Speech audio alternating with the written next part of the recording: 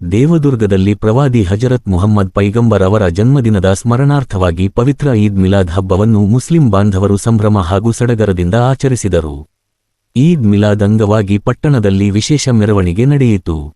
ಮೆರವಣಿಗೆಯಲ್ಲಿ ಮೆಕ್ಕಾ ಮತ್ತು ಮದೀನಾದ ಸ್ತಬ್ಧಚಿತ್ರಗಳು ಸೇರಿದಂತೆ ವಿವಿಧ ಧಾರ್ಮಿಕ ಹಾಗೂ ಸಾಂಸ್ಕೃತಿಕ ಸ್ತಬ್ಧಚಿತ್ರಗಳು ಗಮನ ಸೆಳೆದವು.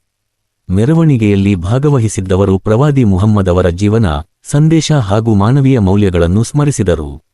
ವಿಶೇಷವಾಗಿ ಶಾಂತಿ, ಸೌಹಾರ್ದತೆ, ಸಹೋದರತ್ವ ಮತ್ತು ಮಾನವೀಯತೆಯ ಸಂದೇಶವನ್ನು ಸಾರುವ ಮೂಲಕ ಸಮಾಜದಲ್ಲಿ ಸಾಮರಸ್ಯ ಮೂಡಿಸುವ ಸಂಕಲ್ಪ ವ್ಯಕ್ತಪಡಿಸಿದರು.